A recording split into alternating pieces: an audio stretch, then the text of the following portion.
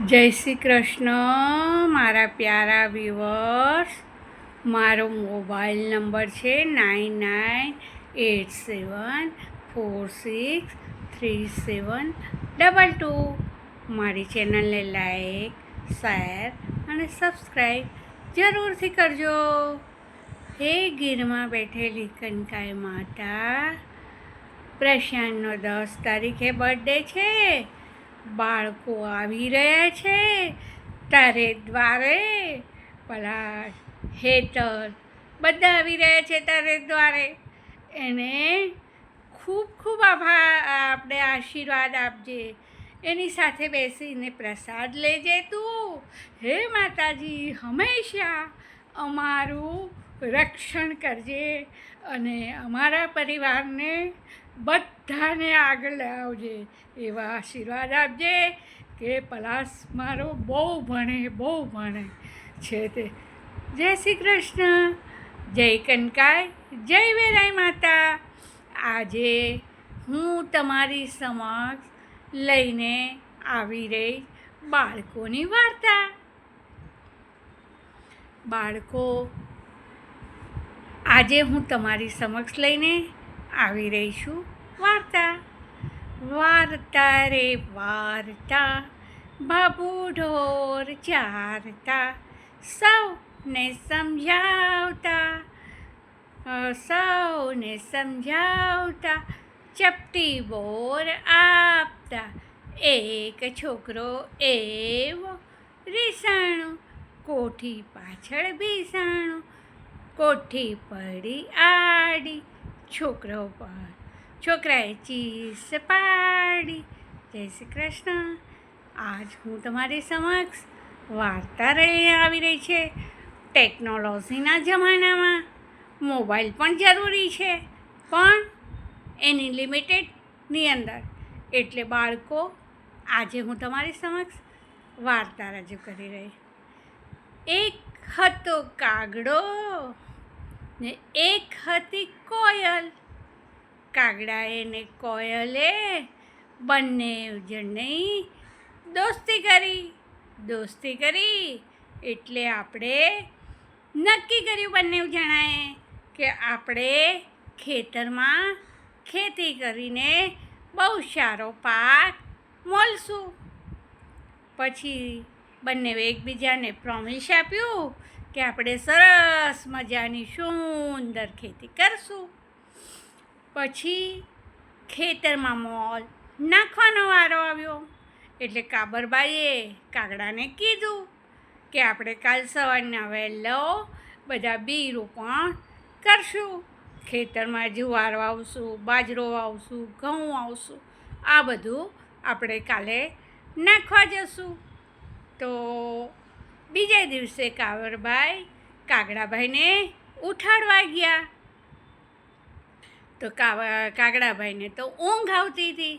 એટલે એણે કાબરને કીધું કે ઠાઠા થોયા કરું છું, ચાચુડી ઘડાવું છું. જાઓ કાબરબાઈ, કાલ સવારે આવું છું. પછી બીજા દિવસે થોડો ટાઈમ થયો, ખેતીમાં પાક ઉગવા લાગ્યો. એટલે એને બધું હળ ચલાવવાનો વારો આવ્યો.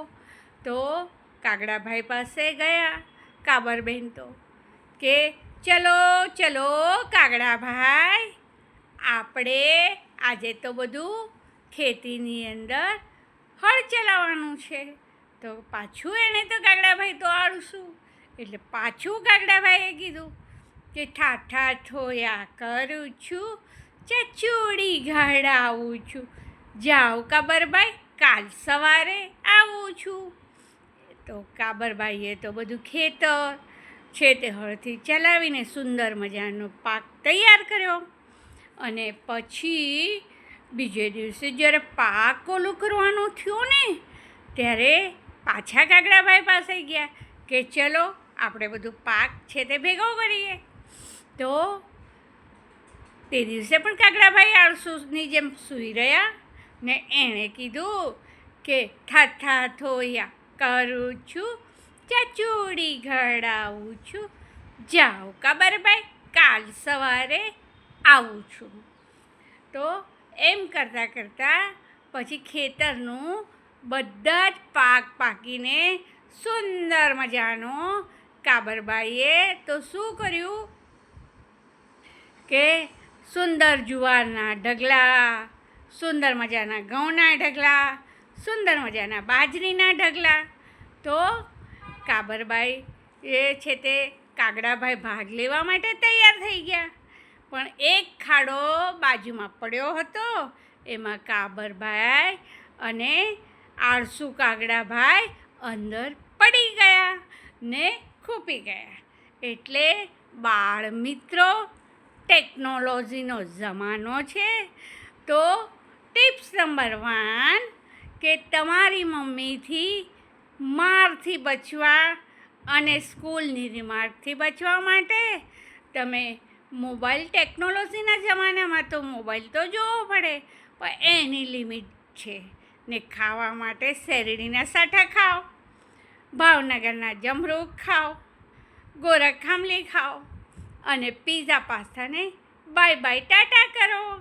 ટિપ્સ નંબર 2, મમ્મીની સાથે બચવા માટે હોમવર્ક જરૂર કરો. અને કોઈક બાળ માણસ છે, ક્યારેક તો આપણે તોફાન કરી શકીએ.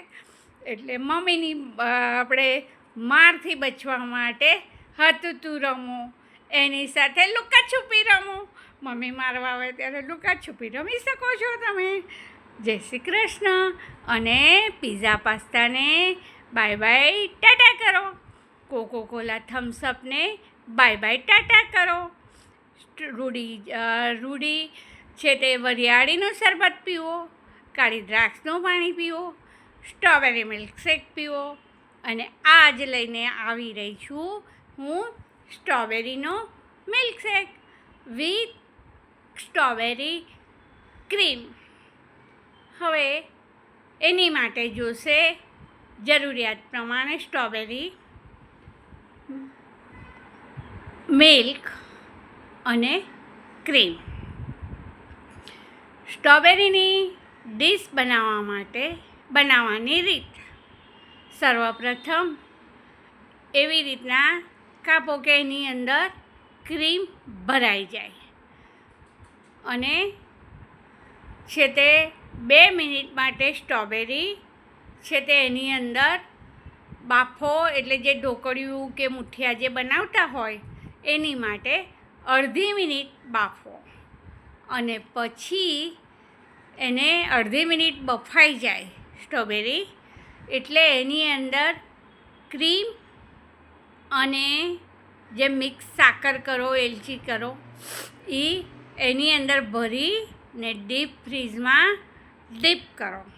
અને પછી બહાર કાઢીને આપણે જેમ દહીંવડા સર્વ કરીએ છીએ ને એવી રીતના પાછું ઉપર ક્રીમ એની અંદર છે તે ઉમેરો. આ રીતના તો તૈયાર છે રૂડી સ્ટ્રોબેરીની આપણે ક્રીમ વિથ સ્ટ્રોબેરી.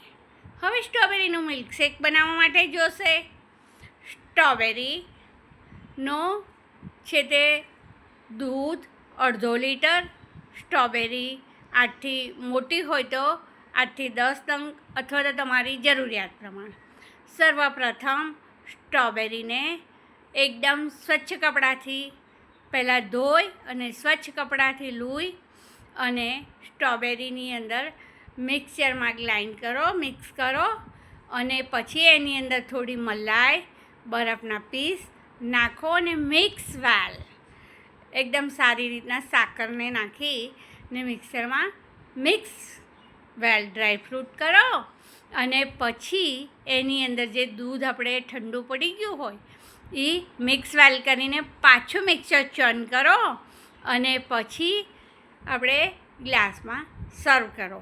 ને નાના સ્ટ્રોબેરીના પીસ પણ છે તે અંદર એડ કરો. હવે સ્ટ્રોબેરીની બરફી બનાવવા માટે જોશે સ્ટ્રોબેરી, માવો અને થોડું દૂધ. આ રીતના સામગ્રી જોશે. તો સર્વપ્રથમ સ્ટ્રોબેરીને એકદમ ચર્ન કરો, માવાને શેકો અને થોડું દૂધથી હલાવતા રહો. પછી જ્યારે બરફી થાય એવું ઘટ્ટ થાય એટલે એની અંદર થાળીમાં ઠારો ને નાના નાના પીસ કરો. તો આ રીતના છે healthy strawberry milkshake, strawberry cream barfi તો તૈયાર છે રૂડી બરફી.